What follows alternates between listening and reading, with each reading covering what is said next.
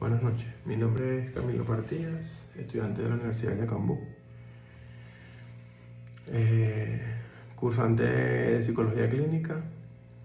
Hoy quiero abordar el tema del duelo y el suicidio. Les voy a hablar un poquito sobre el concepto básico del duelo. Es un proceso emocional que atraviesa una persona tras experimentar una pérdida significativa, como la muerte de un ser querido. Puede afectar en casi todos los aspectos de la vida, pero principalmente la aflicción.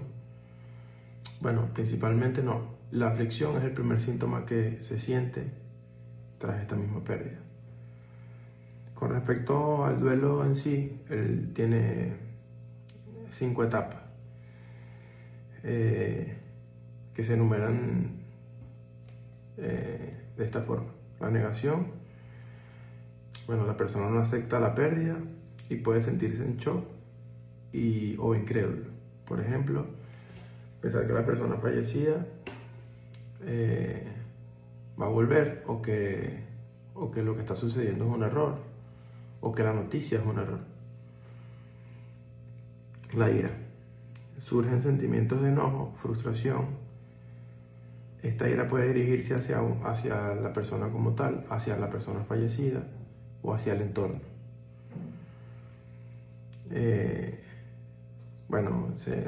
El ejemplo más común es que se sienta ira por la pérdida. Negociación. La persona intenta hacer tratos o buscar maneras de revertir la pérdida. Por ejemplo, es como ese sentimiento o esa sensación de que a muchas personas tienen de que si hubiesen hecho X cosa, quizás esa situación no estuviese pasando. Depresión. Se experimenta tristeza profunda, vacío y desesperanza. Por ejemplo, cuando se siente muy triste, sin ganas de hacer actividades cotidianas. La aceptación, que es la última de la faceta. La persona comienza a aceptar la realidad de la pérdida y adaptarse a ella. Por ejemplo, vuelven poco a poco a sus actividades normales, al trabajo, al deporte, a comer como antes. O sea, se puede dar con mucha variabilidad.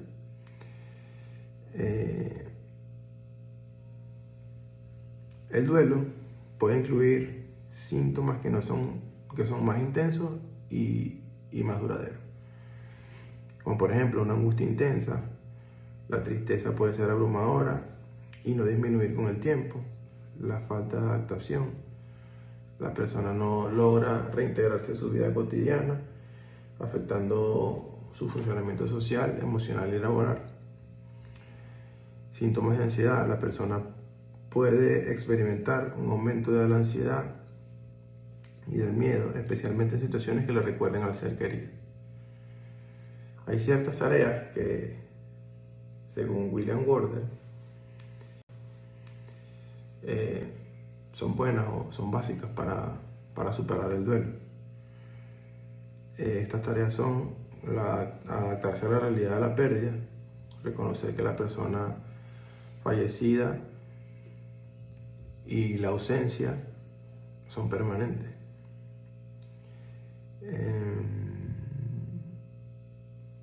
Experimentar el dolor del duelo, permitir que fluyan los sentimientos asociados a la pérdida, sin reprimir ninguno de ellos.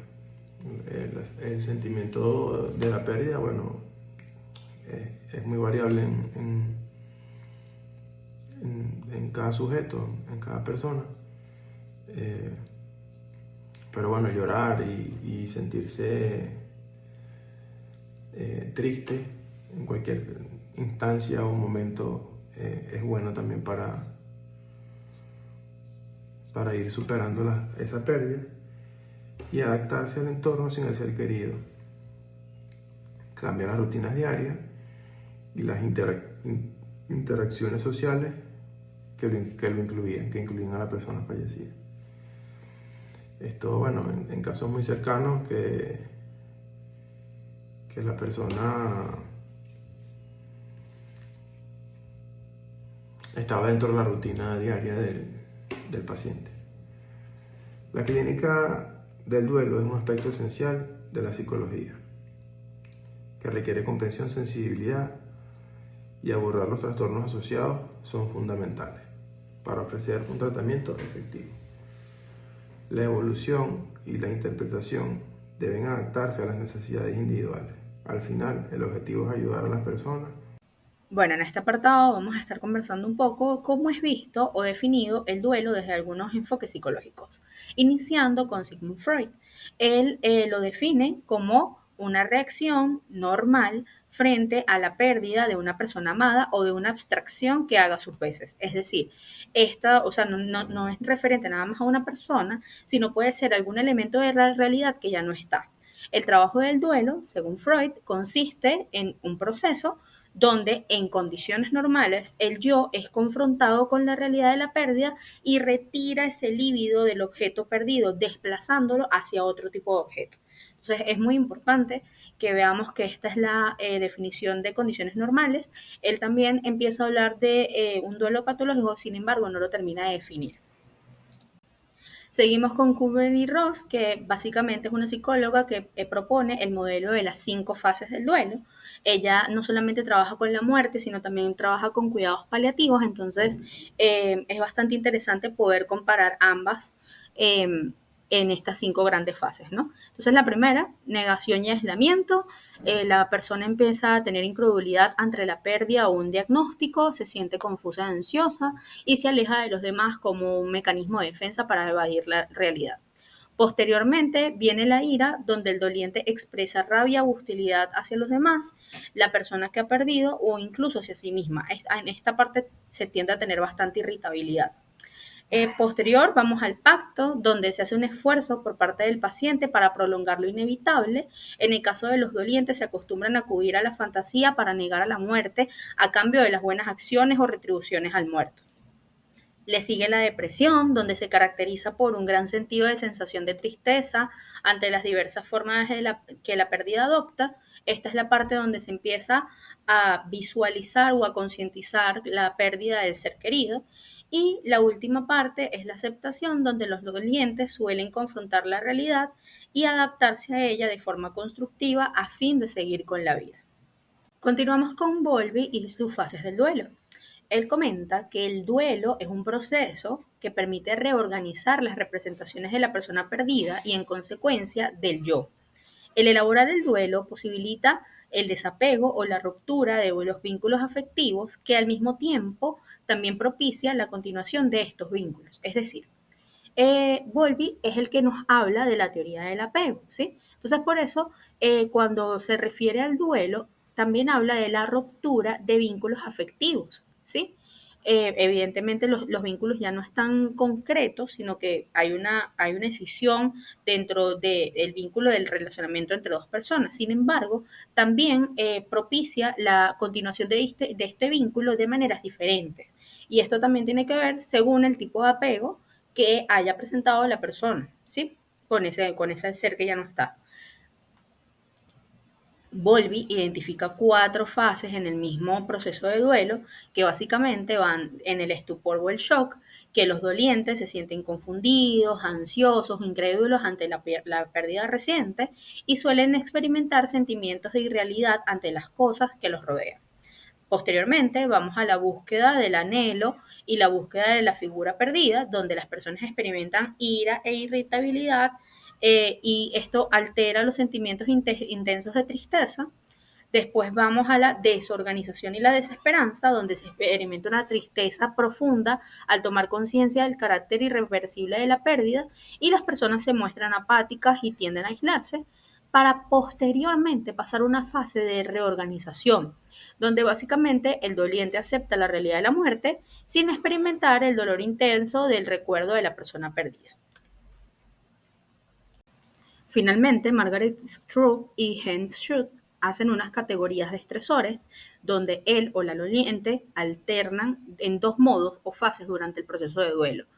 Este es un proceso bastante dinámico, no como las fases que vimos anteriormente. Se supone que ellos van a hacer conductas orientadas a la pérdida, que son básicamente las que se concentran en procesar que algunos aspectos de la experiencia de pérdida de sí misma, particularmente aquellos que están relacionados con la persona fallecida, y conductas orientadas a la restauración, que básicamente están relacionadas con acciones que se centran en un punto de readaptación a la vida sin la otra persona y muchas veces en un sentido bastante práctico.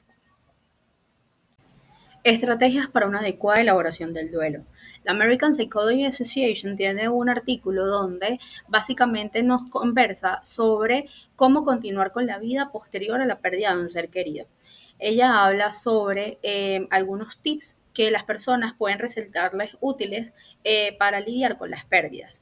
Por ejemplo, hablar sobre la muerte de su ser querido con amigos, puedes comprender lo que ha sucedido y recordar a esta persona querida. También tenemos que hablar sobre aceptar los sentimientos. Después de la muerte de alguien cercano se puede experimentar tipo de emociones como tristeza, rabia, frustración, hasta agotamiento. Es importante reconocer la emoción y poderla trabajar desde la cognición. También habla sobre cuidarse a usted y a su familia, comer bien, hacer ejercicio, descansar puede ayudar a seguir adelante. Ayudar a otras personas que también lidian con la pérdida, compartiendo anécdotas sobre los difuntos, puede ayudar a lidiar con las pérdidas y rememorar y celebrar la vida de los seres queridos. Y esto es muy personal, solo las personas que realmente conocen a su ser querido pueden saber cómo lo pueden honrar.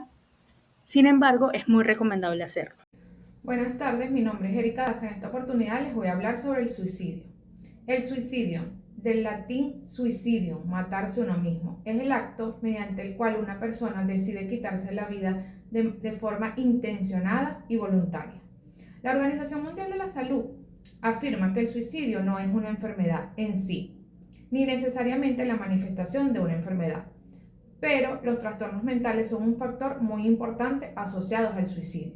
Desde el punto de vista psicopatológico, el suicidio está asociado a trastornos de salud mental. ¿Cuáles son estos trastornos? Bueno, los trastornos de ánimo, trastornos de ansiedad, trastornos depresivos, trastornos de bipolaridad, trastornos asociados a sustancias específicas, trastornos de la personalidad e esquizofrenia. Estadísticas actuales sobre el suicidio. La Organización Mundial de la Salud en este año 2025 afirma que cada año más de 720.000 personas fallecen a causa del suicidio.